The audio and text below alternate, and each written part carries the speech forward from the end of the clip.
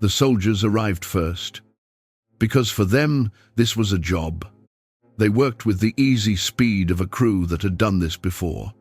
Ropes, nails, the beam socketed into rock. John mentions that the clothing on that hill was split 4 ways, which suggests a detail of 4 men, and 4 was all the empire needed. History remembers this morning as the hinge of the world. To the men doing the work, it was a Friday shift, 3 prisoners, and a schedule to keep. Mark records the hour. It was 9 in the morning when they crucified him. Now hold on to one fact, because everything in this story hangs on it. A Roman cross made talking expensive. A crucified man was dying in the one way that turned every sentence into a purchase. Paid for in pain. Drawn from a supply of breath that was not coming back. A dying man does not waste words. He cannot afford to. So, when every word costs that much, what does a man choose to say? Jesus of Nazareth hung on a cross for roughly 6 hours. Out of those 6 hours, the people standing close enough to hear him carried away 7 sentences. 7. That is the entire spoken record of the most famous death in human history. Listen to what a man spends his dying breath on, and you will meet the man himself. This is the story of those 7 sentences, told hour by hour through that Friday, and of the question they still put to everyone who hears them. He knew what each word cost. He paid it anyway. 7 times. What was worth that much to him? Start with the cross itself. Because the 7 sayings only weigh what they weigh once you know what saying anything up there required. Crucifixion was a communication tool. Rome did not hide its executions. Rome advertised them. And this hill sat beside a road into the city during the most crowded week of the year.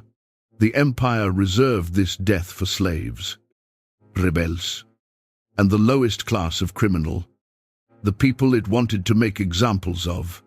Citizens were exempt by law. The statesman Cicero called it the most cruel and disgusting penalty there was, and said the very word cross should stay far from the thoughts and eyes and ears of a Roman citizen. The condemned man was stripped and hung at eye level beside the traffic, where every traveler could study his face. He could turn nothing away, cover nothing, answer nothing. The process was engineered to take everything from a man in stages: his freedom first, then his clothing, then his dignity, then his strength, and somewhere in those hours, long before his heart stopped, it usually took his voice. Most men on crosses fell silent before the end, and the silence was part of the design. Rome turned a human being into a warning sign. By 9 in the morning that Friday, the process was already far along. The man on the center cross had been awake all night. He had been arrested in a garden after dark, marched through interrogations before sunrise, beaten by temple guards, flogged by Roman soldiers with a whip built to tear muscle, mocked with a crown of twisted thorns, and forced to carry the crossbeam through the streets until his body gave out and a stranger from North Africa was pulled out of the crowd to carry it the rest of the way. Physicians who study crucifixion still debate exactly how it killed, and the honest answer is that several things were failing at once. Exhaustion, shock, blood loss, the slow collapse of breathing. Whatever the precise medical sequence, one fact stands beyond argument. Speaking from a Roman cross was not effortless. A sentence cost something, and the man paying knew his account was running out. He spoke anyway, rarely, briefly, and at full price. 4 gospel accounts preserve what he said. No single gospel contains all 7 sayings. Each witness carried away the words that reached his own ears. And the church later gathered the scattered sentences into one collection and arranged them in the traditional ordering. This story will follow. Morning to afternoon. First word to last.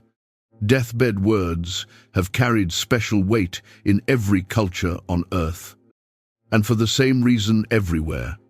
We believe that when everything else has been stripped away, what remains is the truth of the person. Here was a man stripped of more than most human beings have ever had to surrender. His freedom was gone. His friends had scattered in the dark. His clothes were in a pile at the soldiers' feet, about to be divided as a tip for the executioners.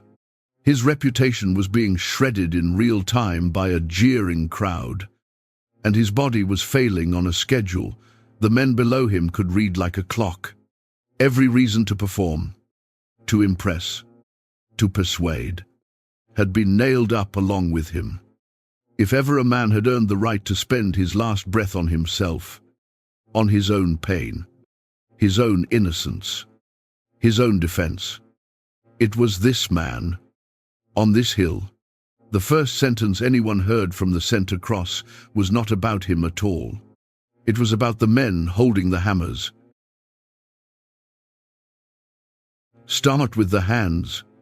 A Roman execution squad worked fast, because efficiency was the only kindness they practiced, and they practiced it on themselves. 2 soldiers stretched the prisoner's arm along the beam. A third set the spike, most likely at the base of the hand or through the wrist, where the bones could carry the weight of a body. Roman method varied from execution to execution, but the sound did not. Iron on iron, ringing off the city wall, steady as a workshop. The men swinging the hammers had heard everything a human being can say in that position. Screaming, obviously, behing, often, and cursing above all. The ancient world left us descriptions of crucified men, and the picture is consistent. Victims spat at the crowds who came to watch. They shrieked threats at their executioners, cursed the day of their birth. Cursed Rome. Cursed the gods. The soldiers considered it background noise, the way a fisherman stops hearing gulls. A man being nailed to wood empties out whatever is deepest in him. And in most men, at that extremity, the deepest thing is rage. So the squad was braced for the usual.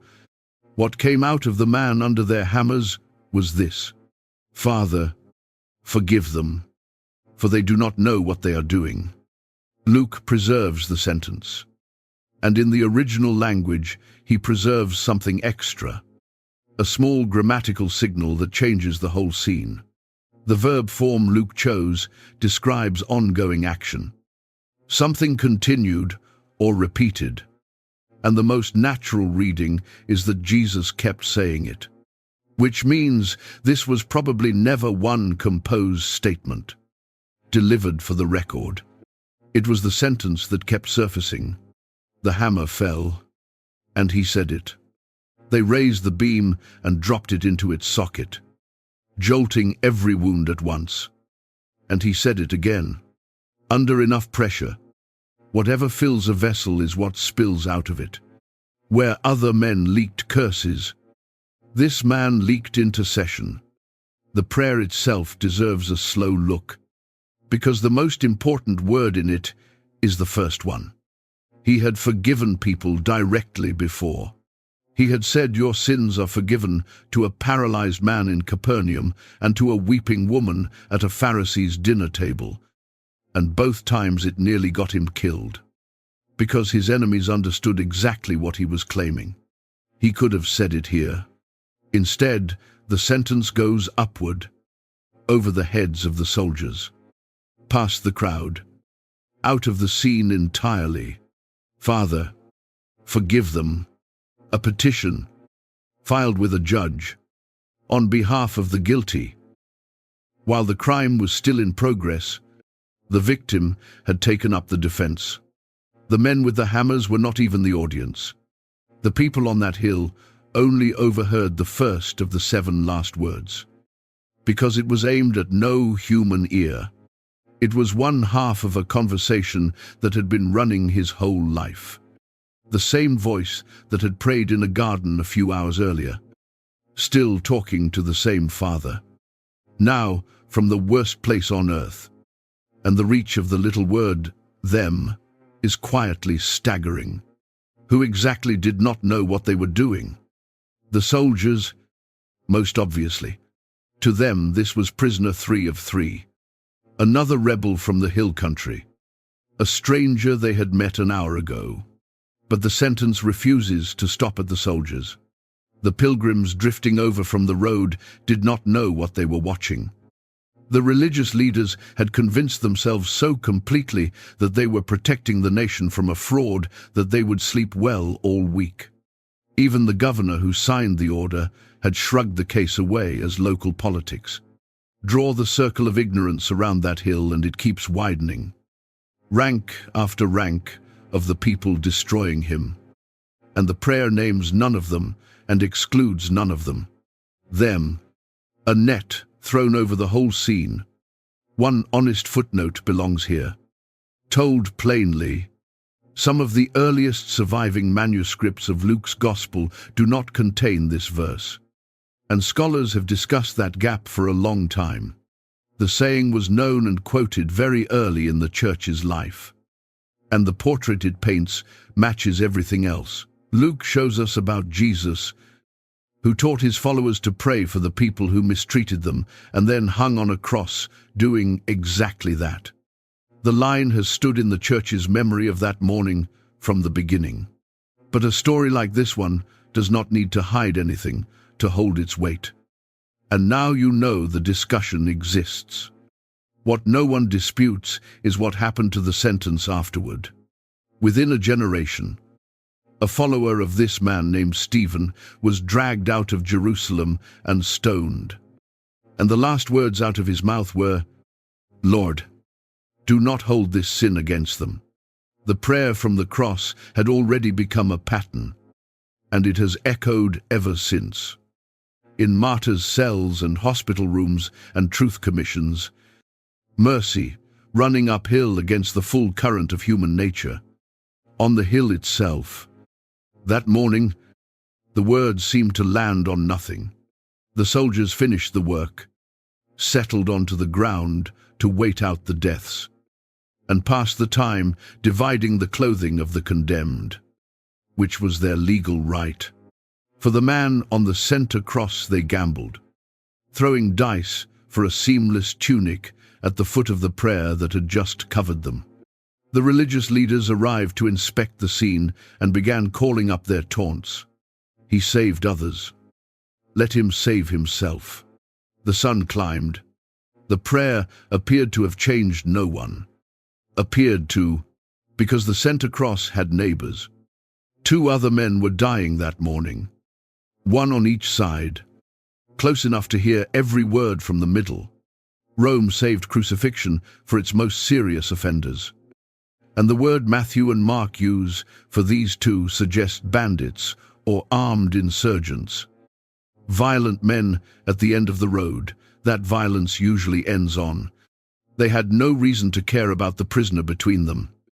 And at first, they did not. Matthew and Mark both record that in the early hours, the 2 of them joined the mockery, adding their own insults to the noise rising from below. Both of them, remember that, because sometime before noon, on one side of the hill, one of the 2 dying criminals went quiet, and when he spoke again, it was not to mock. Here is a detail about crucifixion that almost nobody thinks about until they stand at the site of one. The crosses were close together. Rome was not going to spend an acre of hillside on 3 criminals. The uprights stood within a few yards of each other, close enough that the condemned could see each other's faces, hear each other's breathing, and speak without raising their voices. That was part of the cruelty too. Crucifixion was slow enough for conversation. A man could hang there through a long morning and talk with the stranger dying next to him. And on this particular Friday, that is what happened. 3 men, all in the process of being executed, held the strangest conversation in recorded history. And one of the 3 would be dead by sundown, with a promise in his ears that kings and scholars would have traded everything to hear.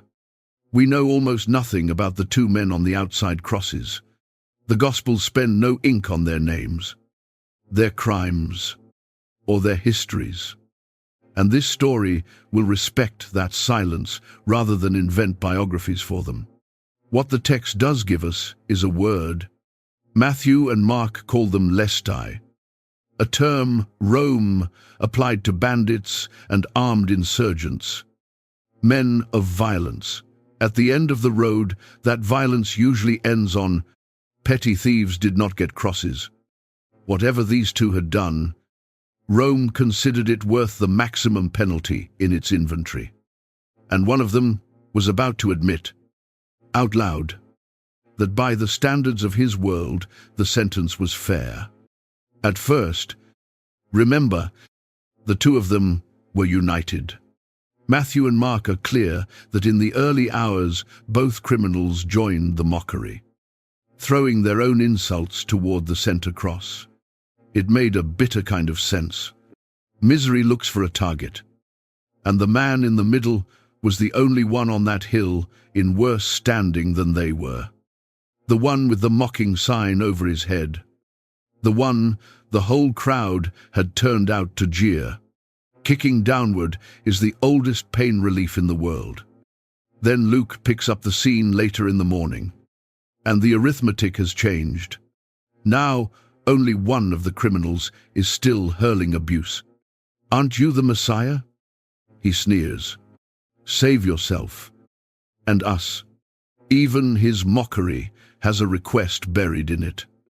You notice, but the man on the other side has gone quiet. And when he finally speaks, it is to his fellow criminal.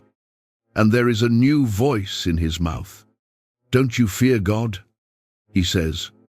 "Since you are under the same sentence. We are punished justly, for we are getting what our deeds deserve. But this man has done nothing wrong. Something happened to this man between the early insults and that sentence. Luke never tells us what, and he does not really need to, because we know what the man had seen. He had the closest seat in the world. For 2 or 3 hours he had hung a few feet from the center cross, near enough to hear everything. And what he had heard was a prisoner praying for the squad that was nailing him down. He had watched the executioners gamble for the man's clothing while the man asked God to forgive them. He could read the charge posted over the man's head, "King of the Jews," written out in 3 languages as a Roman joke. And somewhere in those hours, watching how the man in the middle suffered, the joke stopped being funny to him and started being a question. The first convert of the crucifixion was converted by the crucifixion itself. No sermon reached him, and no miracle was performed for him. What changed him was proximity to how this particular man was dying. Now look hard at his situation, because the whole weight of this chapter lives inside it. This man had nothing left to offer, and it is worth following that all the way down. He could not undo his crimes or repay what he had taken. He could not find the people he had hurt and make anything right.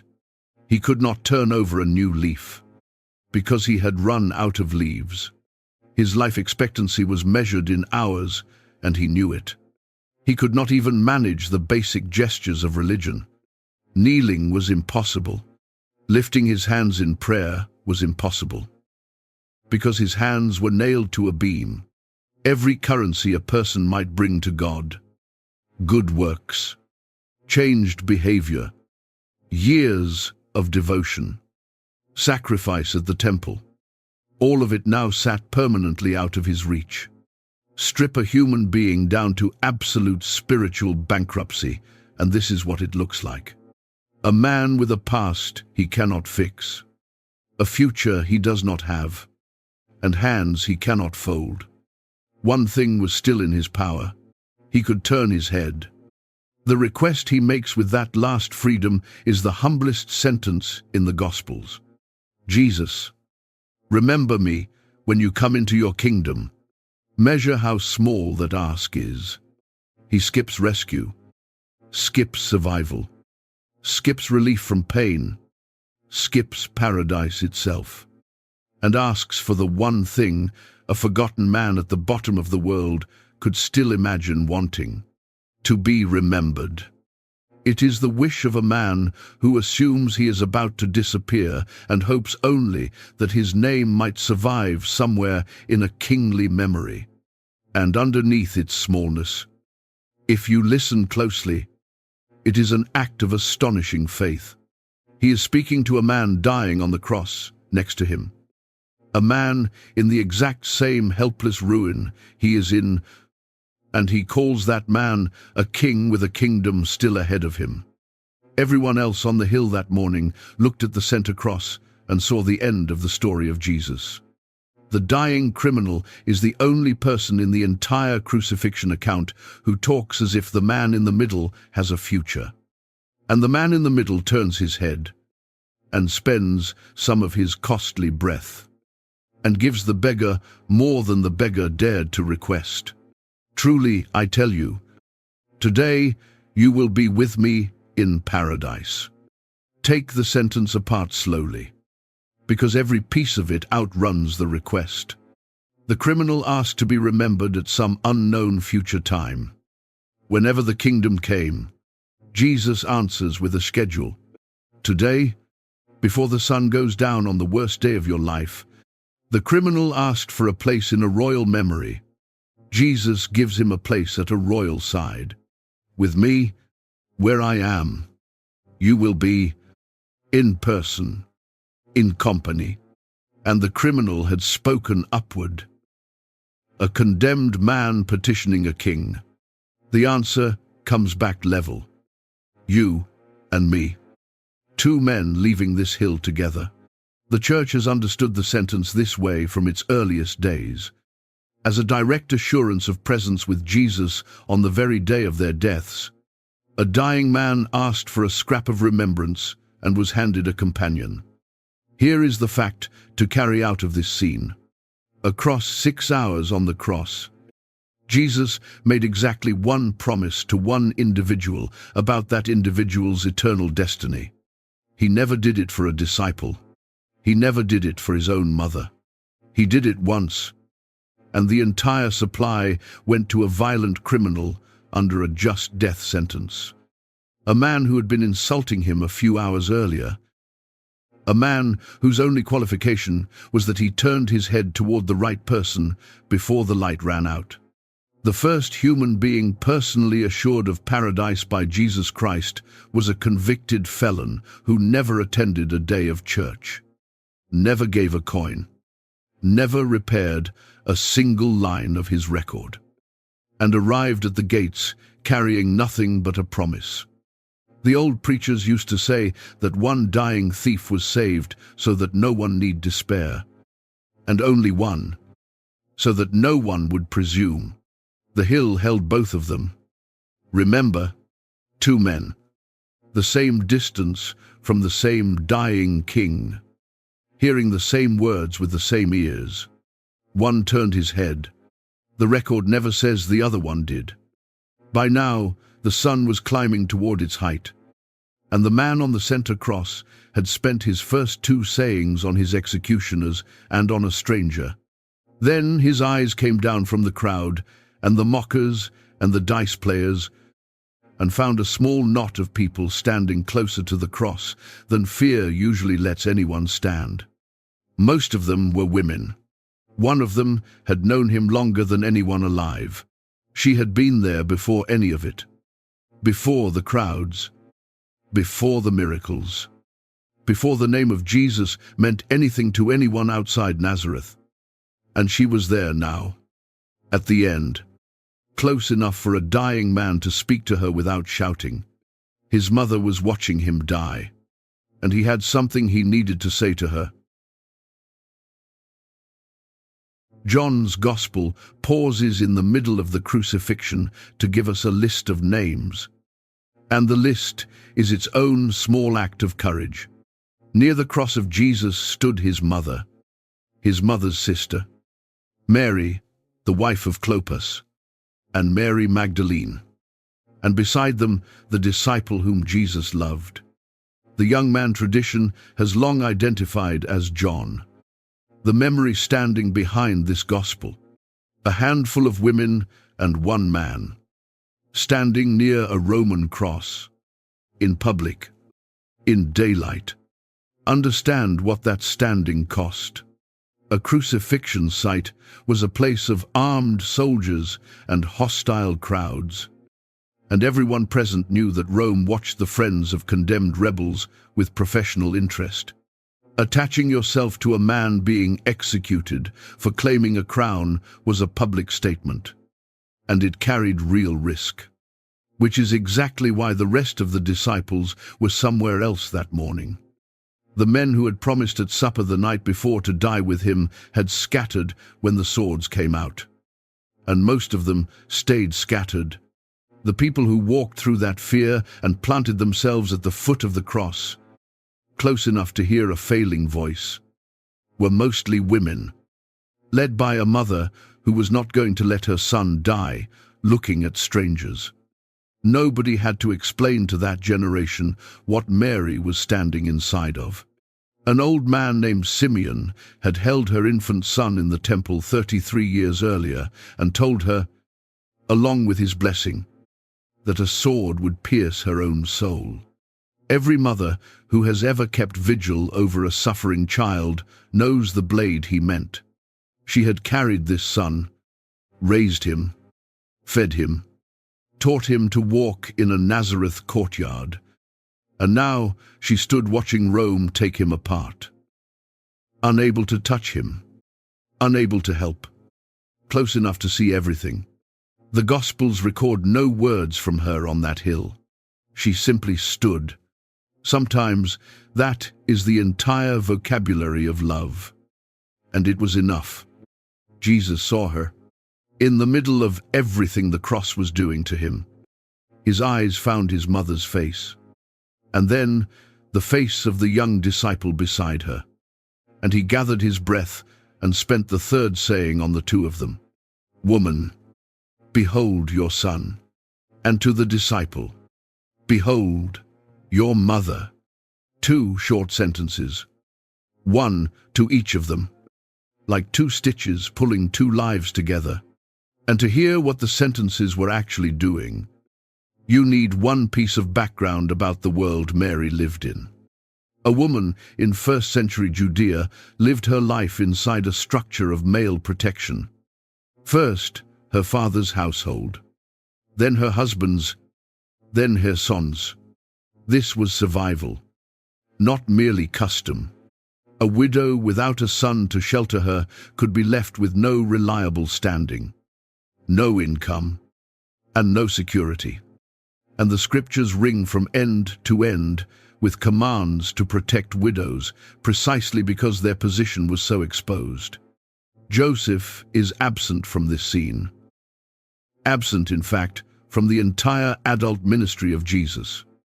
And his silence in the record has led most readers across the centuries to conclude that he had died sometime in the hidden years, though the Gospels never say so directly. What the Gospels do show is a mother at the cross with no husband beside her, watching her firstborn die. When the man on the center cross finished dying, the woman standing under it would be facing the most dangerous position her world could hand, a woman alone. Her son had thought of it. Hanging on the cross, he was thinking of it. Listen again to the shape of the two sentences, because they carry the formality of a transaction. Spoken in front of witnesses, Woman, behold your son. Behold your mother. This has the shape of a dying man's public declaration, the kind of spoken provision by which a household's future was arranged before onlookers who could vouch for it later. He was doing more than making conversation. He was executing a transfer of care, out loud, with witnesses present, binding his mother and his closest friend into a new family before his voice gave out. It was the last piece of unfinished business a firstborn son owed, and he settled it from the cross. John tells us the arrangement took effect immediately. From that hour, the disciple took her into his home. The sentence was still warm when it became someone's living situation. Now stand back and take in how strange and how beautiful this moment is against its backdrop. Christian teaching has always seen the cross as the largest event imaginable, a death carrying the weight of the whole world. The man at the center of it, by everything he had said about himself, was doing the work he had been sent into the world to do. Work with consequences for every human being who would ever live. And in the middle of that, with his breath rationed and his strength almost gone, he paused the cosmic to handle the domestic. He looked down from the hinge of history and made sure his mother would have a roof, a table, and a son. Whatever else was being accomplished on that cross, one grieving woman's future was specifically, personally arranged there, by name, before anything else was declared finished. That tells you something about the man that no theology lecture can. The love operating on that hill did not come in one size. It could cover the whole world and still notice one widow. There is one more layer here, and long-time readers of John's Gospel will have already felt it humming. The word he called her, woman, in English it lands cold, but in his language it was courteous, closer to madam, respectful and a little formal.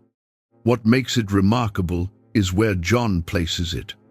In this entire Gospel, Jesus speaks directly to his mother in exactly two scenes. The first was a wedding in Cana. At the very beginning, 6 stone jars and a running out of wine. And he said to her, "Woman, why do you involve me? My hour has not yet come. The last is here." At the very end, "Woman, behold your son," the same address. At the first door of his ministry and at the final one, and the hour, he told her, had not yet come. The hour that hung unnamed over that wedding feast. Was this one? It had come. She was standing inside it. The mother who nudged him into his first miracle stood present at the finish of everything. And both times, he made sure she was taken care of. Wine for her friends at the beginning, a home for herself at the end. 3 sayings now, and look at where every one of them has gone. The first was spent on the executioners, the second on a condemned stranger, the third on his mother and his friend. 3 sentences purchased at full price, and not one syllable of them for himself. His pain has gone unmentioned. His innocence has gone unargued. His enemies have gone unanswered. If the record stopped here, you could almost believe the man on the center cross stood outside his own suffering, spending his last hours as though the cross were happening to someone else. The record does not stop here, because it was approaching noon, and something was about to go wrong with the sky. For 3 hours, the center cross would fall silent, and when the voice finally came back, it would come back as a scream, and the words in it would be the hardest words in the Bible. Noon on a spring Friday in Jerusalem should have been the brightest hour of the day. Passover fell near the equinox, when the sun over Judea climbs almost straight overhead, and the limestone hills throw the light back hard enough to make you squint. By 12 o'clock, the crowds on the road would have been walking in glare, the soldiers sweating under their gear, the whole scene at its most exposed. Executions were staged in daylight on purpose. Rome wanted its warnings well lit. Then the light went out. Matthew, Mark, and Luke all record it, in almost the same words, and the plainness of the reporting is part of its power. From noon until 3 in the afternoon, darkness came over all the land. That is the whole account. The writers offer no explanation and describe no mechanism. The one natural candidate can actually be ruled out, because Passover was fixed to the full moon, and a solar eclipse is impossible when the moon is full. The witnesses simply wrote down what they saw, that at midday, at the hour of maximum sun, the light failed over the land and failed for 3 hours. And they let it stand. The people on that hill had a frame for this, and it made the darkness worse, because darkness at noon was more than weather to them. It was vocabulary. Their prophets had used exactly this image for centuries to describe one thing: the day when God himself steps into human affairs to judge. The prophet Amos had put it almost word for word. On that day, declares the Lord, I will make the sun go down at noon and darken the earth in broad daylight. Joel had said the sun would go dark before the great and dreadful day of the Lord. Most of the people on that hillside knew those texts by heart. And now they were standing in the one atmospheric condition their tradition had taught them to dread. The sky over Golgotha had started speaking the old language, and everyone who could read it understood that heaven was no longer a spectator. Picture what those 3 hours did to the hill. Mockery needs an audience and daylight, and it was losing both. The taunts thinned out. The crowds who had drifted over from the road for entertainment found reasons to drift back. The soldiers stayed, because soldiers must, and threw their dice by whatever light was left. The women stayed, because love must. The city beyond the wall went dim at lunchtime, lamps flickering on in confused houses. A Passover Friday gone wrong, in a way no one could name. And over it all hung 3 crosses, mostly quiet now, except for the labor of breathing. Here is the fact this chapter exists to point at. 7 sayings came from the center cross that day. 3 of them, the prayer for the executioners, the promise to the thief, the provision for his mother, were spoken in the morning, in the light. The remaining 4 all came at the end, around 3 o'clock, in a cluster, as the thing finished. Which means the 3 hours of darkness in the middle are 3 hours of recorded silence.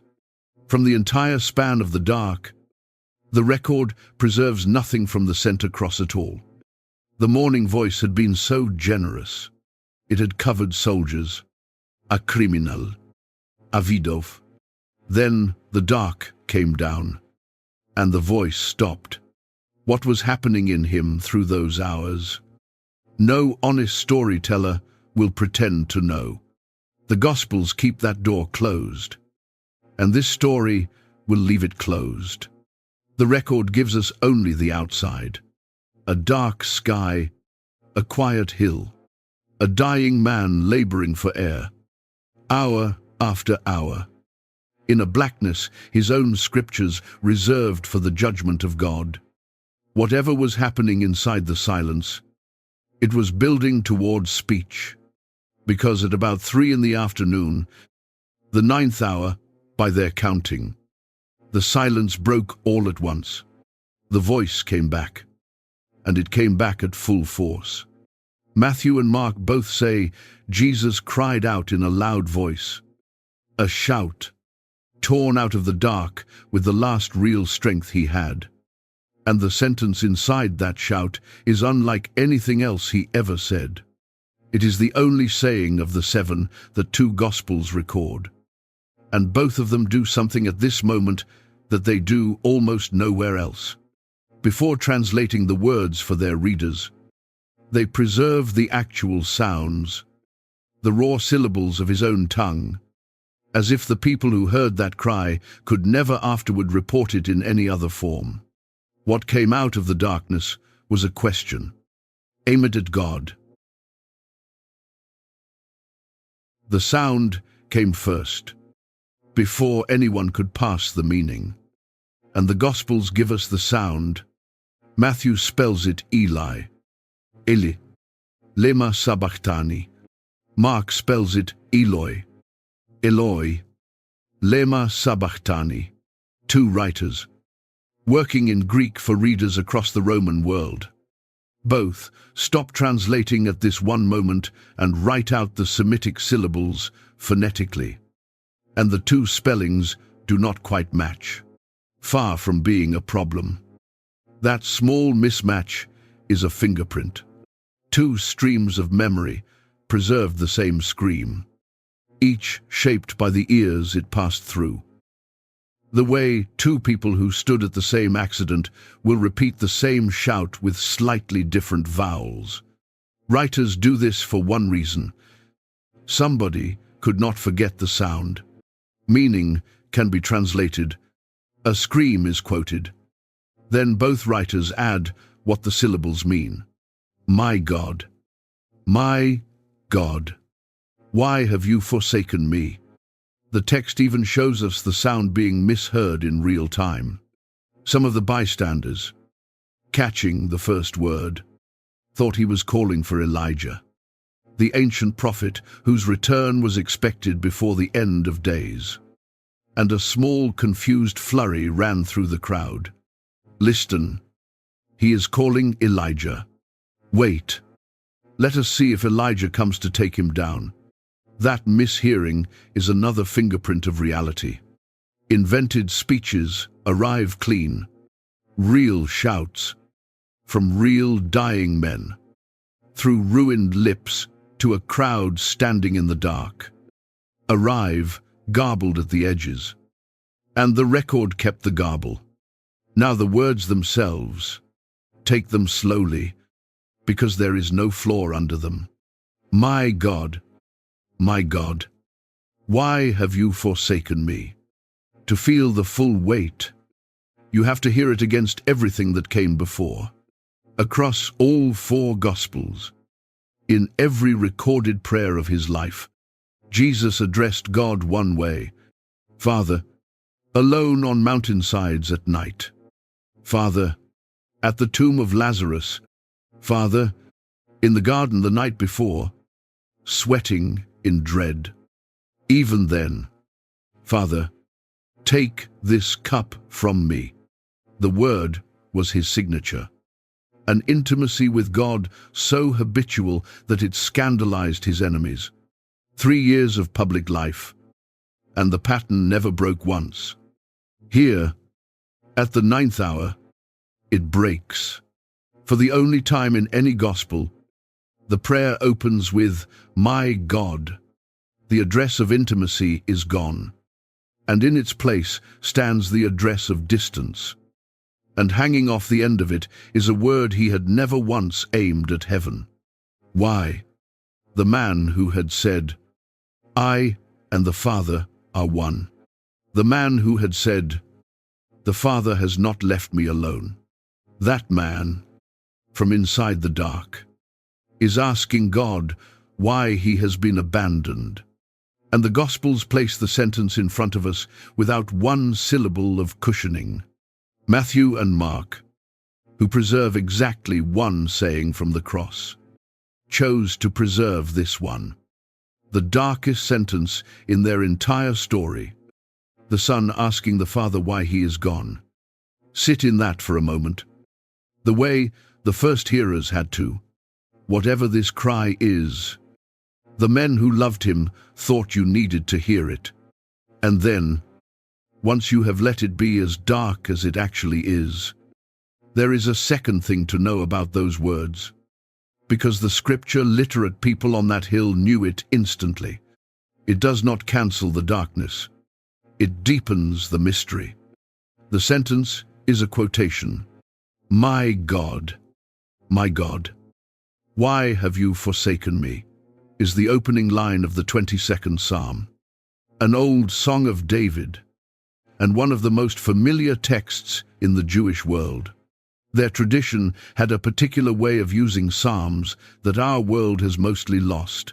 Quoting the first line was how you invoked the whole song. The opening words worked like a title, and speaking them summoned everything that followed. The way the words "Amazing Grace" carry the whole hymn in on their backs for an American crowd. When a dying rabbi cried the first line of Psalm 22, the people below him heard a man on a cross pointing at a specific text, and their memories supplied the rest of it. And the rest of Psalm 22, recited over that particular scene, is enough to raise the hair on your arms. The psalmist, writing centuries before Rome ever raised a cross in Judea, describes his suffering in images. I am scorned by everyone, despised by the people. All who see me mock me. They hurl insults, shaking their heads. He trusts in the Lord. They say, let the Lord rescue him. Now look down the hill. The religious leaders that very morning had called up almost those exact words. The psalm goes on. My strength is dried up. My tongue sticks to the roof of my mouth. In the old Greek version, the first Christians knew, it says, they pierce my hands and my feet. And then a detail that lands like a hammer. They divide my clothes among them and cast lots for my garment. The dice were still lying in the dirt at the foot of the cross.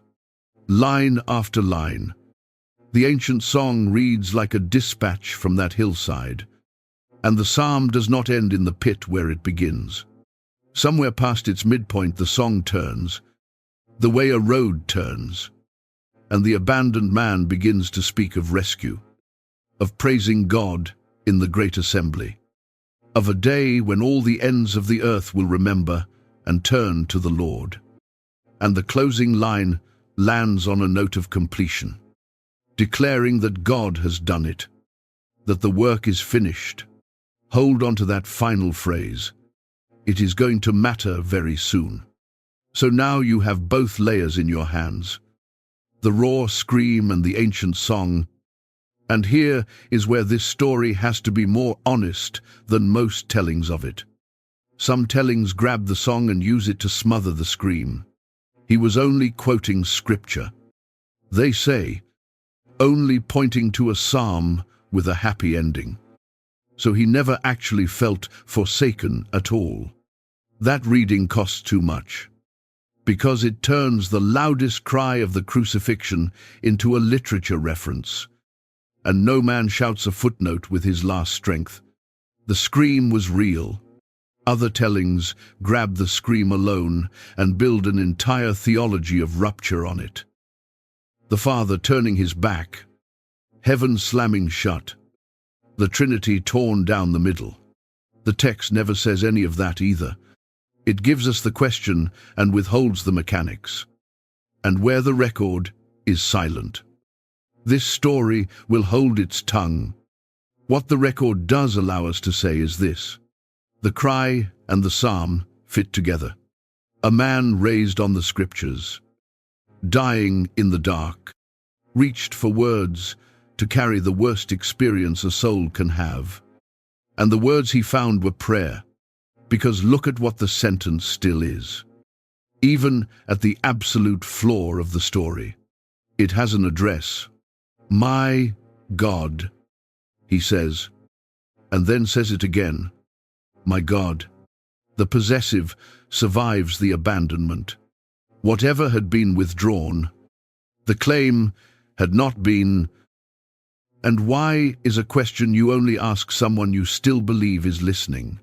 The psalm he chose begins in dereliction and travels all the way to trust, and he planted his flag on its first line with the whole map in his memory. The darkness in the cry was real. The faith wrapped around the cry was real too. Take away either one and you lose the man. There is a plain way to hold it. On that cross, feeling what he felt, Jesus did the most human thing in the world. He hurt, and he took the hurt to God. And he used the words his mother had taught him. Generations of sufferers have discovered the same secret from the inside, that the psalms of protest exist because faith and agony have never been strangers, and that the bleakest prayer in the book proved deep enough on that Friday to carry the weight of the Son of God. The shout faded over the hill, and the confusion about Elijah rippled and died out, and the darkness began, slowly, to thin toward 3 o'clock. On the cross, the breathing was shallower now.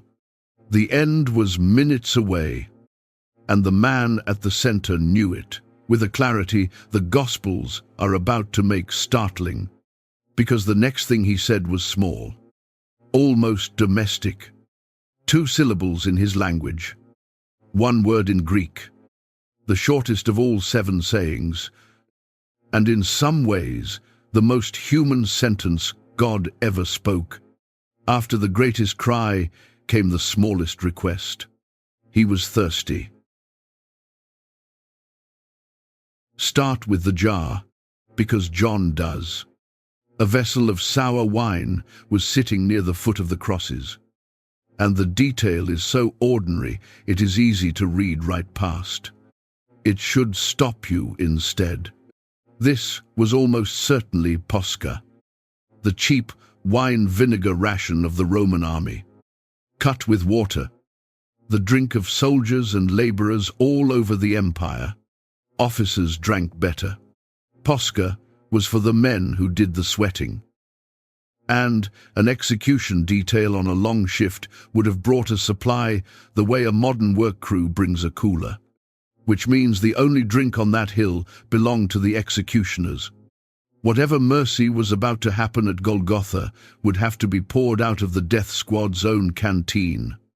At about 3 o'clock, from the center cross, came the 5th saying, and it is the shortest of the 7.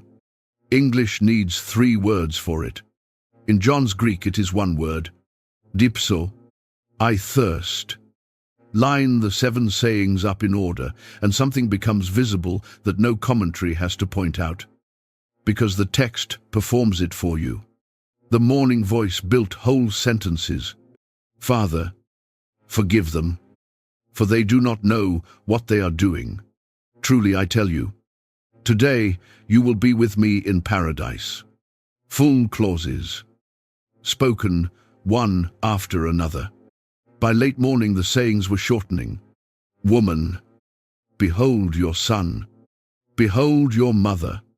After the darkness came the great cry. Still a complete sentence, but forced out as a shout, the way a man spends savings rather than income. And now, near the end, the voice is down to single words. The sentences have been shrinking all day, syllable by syllable, tracking the collapse of the body producing them. You do not need a physician on that hill to chart what is happening. The grammar itself is dying. Every remaining word now costs close to everything, which makes the choice of each remaining word close to absolute. And with the supply almost gone, he asked for a drink. But in this gospel above all, that lands strangely, John is the writer who gave us the well in Samaria, where a tired Jesus asked a foreign woman for water and then turned the request inside out. Whoever drinks the water I give them will never thirst. Indeed, the water I give them will become in them a spring of water welling up to eternal life. John is the writer who recorded the great shout in the temple courts at the festival. On the last and greatest day, let anyone who is thirsty come to me and drink. Twice in this gospel, Jesus stood in public and announced himself as the answer to the deepest thirst of the human race. The fountain, the spring, the living water in person. That is the man who now says dipso. The one who promised rivers is asking for a sponge. John sets the two pictures side by side across his gospel and offers no comment at all. And this story will follow his lead and leave them there. Touching what the moment settles, beyond argument, is that the crucifixion was happening to a real body. That is worth saying plainly, because within a few decades of that Friday, teachers were already circulating a more comfortable version of Jesus. A being of pure spirit who only seemed human, gliding through the crucifixion untouched, feeling nothing. John's Gospel kills that idea with a single word. Phantoms are never thirsty. Symbols do not ask soldiers for vinegar. The man on the center cross had a mouth like yours and a tongue like yours. And after 6 hours of blood loss and open air and labored breathing, they had dried out the way yours would. And he said so. The most exalted portrait of Jesus in the New Testament is also the one that hands us his thirst. And that is a matched set. Because the whole claim of the Christian story is that the divine did not visit the human condition wearing gloves. It moved all the way in. Then John adds his frame around the word. And the frame is almost stranger than the word, knowing that everything had now been finished. John writes, and so that Scripture would be fulfilled. Jesus said, I am thirsty. Read that clause again. Knowing that everything had now been finished.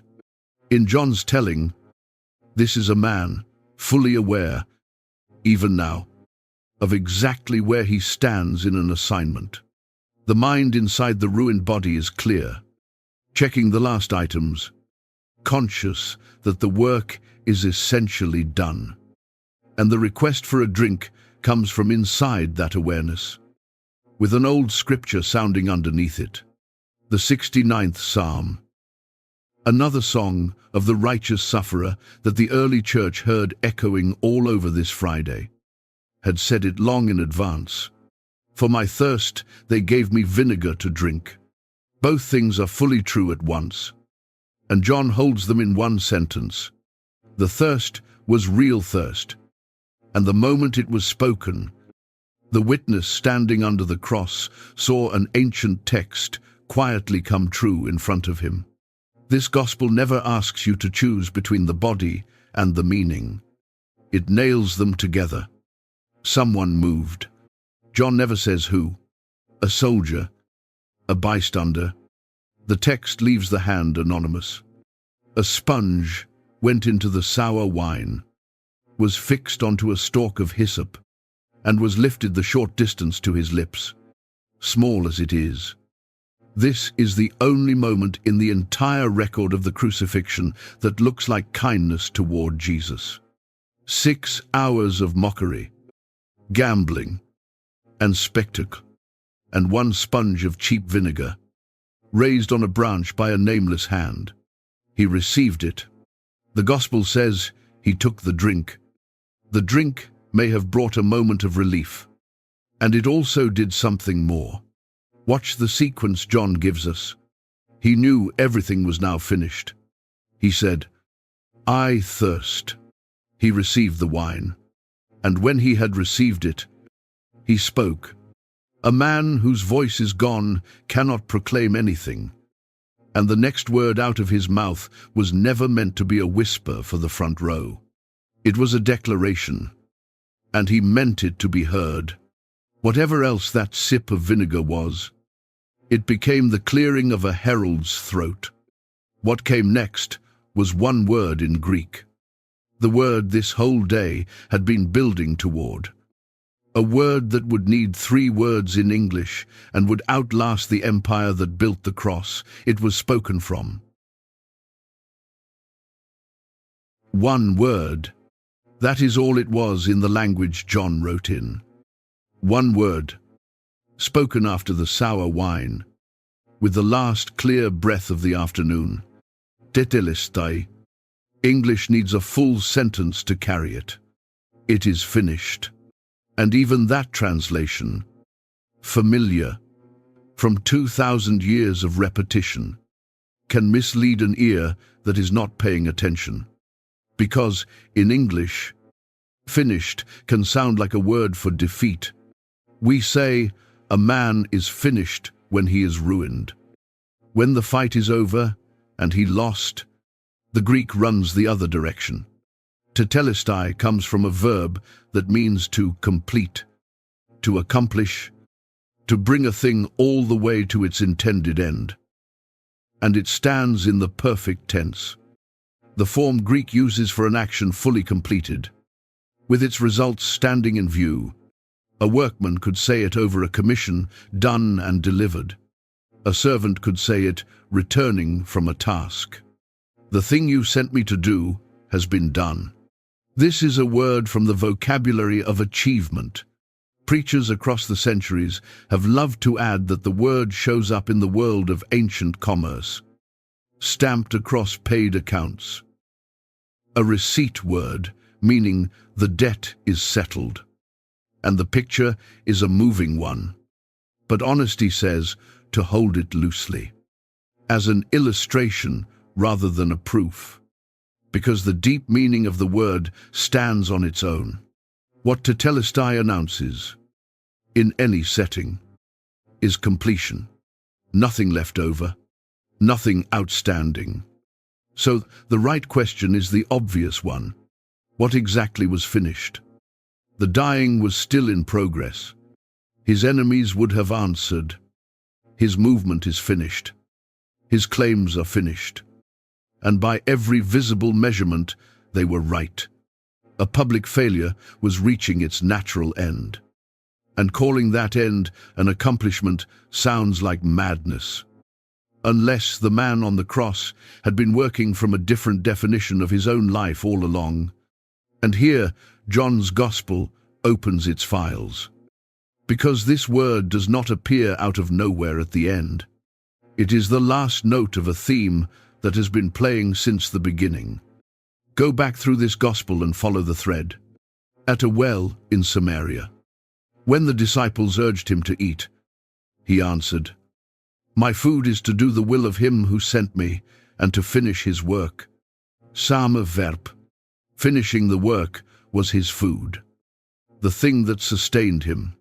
Later, in Jerusalem, defending his healings, he pointed to the very works the Father has given me to finish as the evidence of who he was.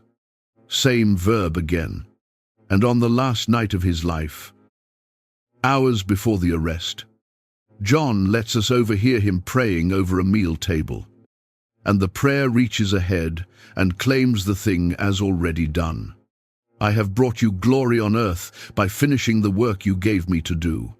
3 years of ministry. And at every landmark, the same idea. An assignment, received from the Father, carried toward completion. This was a man who understood his own existence as a task with edges. Something that could be done fully, and known to be done. Now stand at the cross and hear the word again. Tetelestai, the workman's word, from the workman himself, filing the final report. This is a craftsman stepping back from the bench, and nothing in it sighs with relief. The thing I was sent into the world to do has been carried to its end. All of it. And the results stand. What the watching world scored as the collapse of his mission, he declared, out loud, with intent, to be its completion. On Golgotha, at 3 p.m, according to the only person qualified to judge, the assignment closed successfully. Christians have spent 20 centuries plumbing what that assignment contained, and the church's teachers have described the accomplishment of the cross with different pictures. A debt paid, a battle won, an exile ended, a sacrifice offered once for all. This story has no need to referee between them, because every one of those pictures agrees on the shape of the moment. Whatever was happening on that center cross, the word spoken over it was a victory word. And the oldest psalm on this hill had ended the same way. Psalm 22. The song he had shouted from the dark an hour earlier closes with a declaration that God has done it, that the work is accomplished. The Knoi at the 9th hour had planted a flag on that psalm's first line. Tetelestai sounds like a man who had reached its last one. Then, with the work announced complete, there was one thing left to do with the life itself.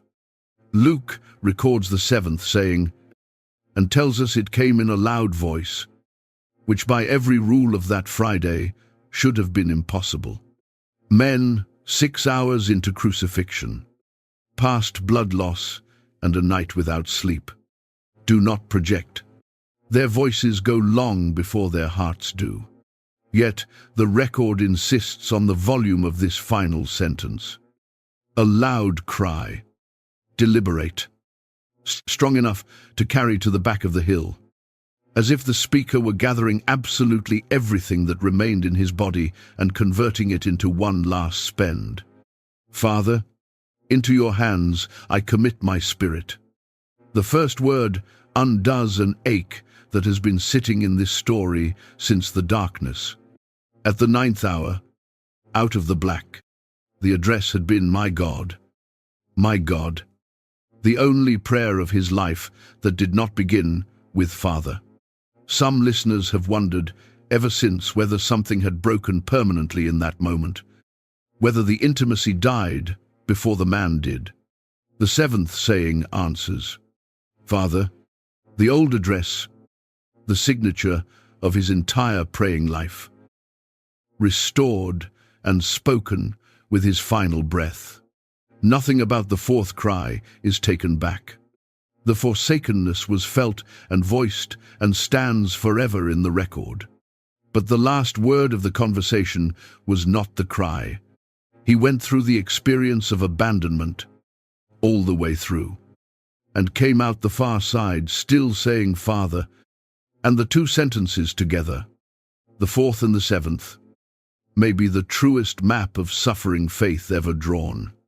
It is possible to scream, why have you forsaken me, and minutes later, to hand the same God your spirit. The Gospels keep both sentences in that order, on purpose. The words themselves were not new either, and this may be the tenderest detail of the whole afternoon. Into your hands I commit my spirit is a line from the 31st Psalm, and in Jewish practice that verse belonged to the evening. It was prayed at day's end, at the border of sleep, entrusting yourself to God through the defenseless hours of the night. It was among the first prayers a Jewish child learned, taught by mothers, recited at bedtime. The ancient cousin of now, I lay me down to sleep, which means the last sentence of Jesus' earthly life was, close to literally, a bedtime prayer, the one his own mother would have taught him in Nazareth as she tucked him in. And she was standing there as he prayed it, hearing words she had planted 30 years earlier come back to her at the foot of a cross. He made one change to the old verse. The psalm as written begins directly, into your hand I commit my spirit. He added a word to the front. Father, the childhood prayer, plus the name he had brought into the world. He died the way a trusting child falls asleep, in a bed he knew, with an addition no one before him had ever quite dared. Listen also to what the sentence claims, because underneath its softness It is a staggering act of authority. He does not say, "Death is taking me." Grammatically, no one takes anything in this sentence. There is one actor, and it is him. I commit, I place, I hand over my spirit into your hands. An active verb from a dying man. The language of a deposit made. A treasure moved deliberately from one keeping to another. He had told his followers once, "No one takes my life from me. I lay it down of my own accord." And the gospel writers chose their final verbs to match. Luke says he breathed his last as the prayer ended. John says he bowed his head and gave up his spirit. Bowed his head.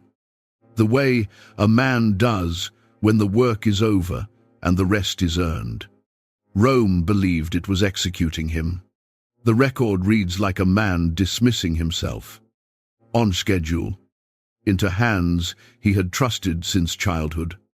Then the center cross was silent, and the hill learned what the silence had been holding back. Luke and Matthew report what broke loose in those minutes, and they report it flatly, like men listing facts too large to decorate. In the temple, in the heart of the city, the great curtain that sealed the innermost sanctuary, the barrier past which only the high priest could go, and he, only once a year, tore in two, and the tear ran from the top down. The earth shook, and on the hill itself, the Roman centurion commanding the execution detail, a career soldier standing. Mark notes carefully, directly facing the cross, close enough to have heard every one of the 7 sayings and to have watched exactly how this man died. Said out loud the thing no one had paid him to say. Surely this man was the Son of God. The first human confession after the death of Jesus came from the officer who supervised it. The crowds who had come out for the spectacle did not cheer or jeer anymore. Luke says they beat their breasts as they walked home. The ancient gesture of grief and dawning guilt. Thousands of people filing back through the city gates in the returning afternoon light. Quieter than they came. At the foot of the cross, the ones who loved him stayed on. The women, the young disciple with a mother now in his charge. And there was nothing left to hear. 7 sentences, and then this. The story of his dying was over. But the story of the 7 sentences was only beginning, and it holds one last secret, hiding in plain sight inside your Bible, in the seams between the 4 accounts. Because the 7 last words of Jesus were never written down as a list of 7. They come to us scattered across 4 books. And the way they were scattered may tell you one more thing about that Friday. Something almost no one who can recite them has ever noticed. Here is the secret. And once you see it, you will never read the crucifixion accounts the same way again. Open the Gospels and try to find the 7 last words. All 7 in one place. You cannot do it. No such chapter exists. Luke records exactly 3 sayings. The prayer for the executioners, the promise to the dying criminal, and the final surrender into the Father's hands. John records 3 entirely different ones. The words to his mother, the thirst, and tetelestai. Between those 2 lists, there is no overlap at all.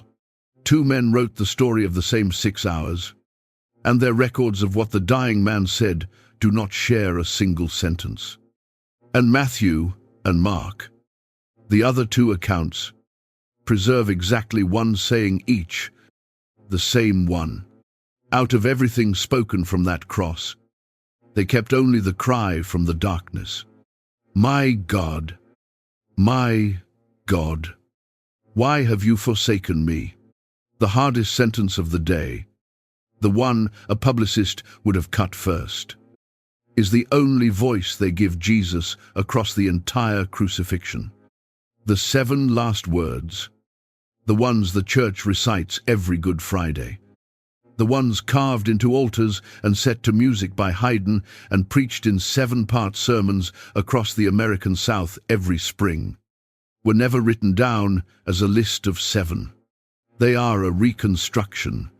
Somewhere in the early centuries, readers laid the 4 accounts side by side, gathered the scattered sentences, and arranged them into the traditional order this story has followed. Morning to afternoon. The arrangement holds together so naturally that most believers today assume it sits complete in some single chapter they could turn to. It does not. The most famous deathbed words in history come to us in pieces, carried by different hands. The differences have often raised questions about how the sayings were preserved, and no one can settle those questions with certainty. The Gospels are careful, shaped accounts, each written with its own sources and its own purposes, and nobody alive can reconstruct exactly how every sentence traveled from that hill to the page. But before you file the scattering away as a problem, try picturing it one particular way, and watch how much falls into place. Golgotha was not a recording studio. It was an execution ground beside a busy road on the loudest week of the Jerusalem year. Crowds churning past, soldiers keeping a perimeter, mockers shouting from below, 3 dying men above, and a voice from the center cross that was failing by the hour. Nobody stood in one spot for 6 hours taking dictation. The people who loved him stood where they could get, some near, some far, and each of them caught what carried to where they were standing. Now look at the lists again with that picture in mind. John's Gospel places its witness close, near the cross, inside the perimeter somehow, close enough for a dying man to speak to him personally. And the sayings that Gospel preserves are close-range sayings. Behold your mother, words addressed to that very disciple from a few feet away. Dipso, 1 word, spoken at a volume that was almost nothing, a syllable that would have dissolved in the wind long before it reached the road. Tetelestai, the last clear word of the failing voice. Every saying in John's list is the kind only the nearest ears could have received. The list of someone who never left the foot of the cross. Matthew and Mark tell us plainly that many of the followers, especially the women from Galilee, watched from a distance. And the one saying those 2 Gospels preserve is the one saying that needed no proximity at all. The loud cry, the shout at the 9th hour, torn out of the darkness at full force. The single moment in 6 hours, when the voice from the center cross was loud enough to reach everyone on that hill, no matter where they stood. Distance filters out whispers. A scream gets through. Their Gospels remember what the back of the crowd heard. And Luke, who opens his Gospel by saying he traced everything carefully from those who were eyewitnesses from the beginning, hands us the sayings the others missed, including the conversation between the crosses. 3 dying men talking at a volume no crowd could catch. The kind of exchange that could only have survived if someone close enough to hear it lived to repeat it. No one can prove where every voice on that hill was standing. But once you have seen the pattern, it is hard to unsee. Each Gospel sounds like the crucifixion heard from somewhere, and the seams between the 4 accounts, the very gaps that puzzle readers, to begin to look less like carelessness and more like the natural shape of real memory. 4 reports of 4 distances, and not one author padded his list with sayings his own sources had not carried home. It took all of them together, the near and the far, the named and the nameless, to catch everything he spent his breath on, and it still takes all 4 Gospels to give it back. No single witness heard it all. That may be the most human fact in the whole account. So lay the composite out one final time.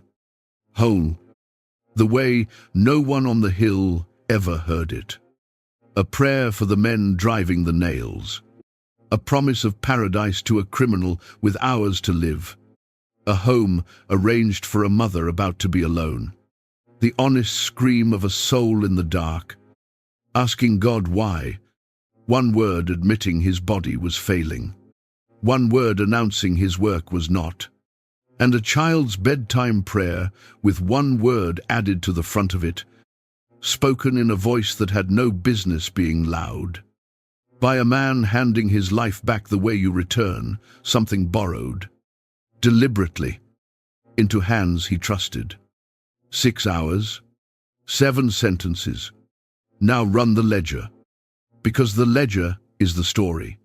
Every sentence cost him pain. And here is where the payments went. 3 were spent on other people. His killers, a stranger, his mother. 1 was spent on the truth of his own agony. And even that one was a prayer. 1 confessed his thirst. 2 declared his work complete and his spirit delivered. And in the entire record, from 9 in the morning to 3 in the afternoon, not 1 sentence was spent asking to be rescued. Not 1 syllable curses anyone. Not 1 word takes back a single claim he had ever made.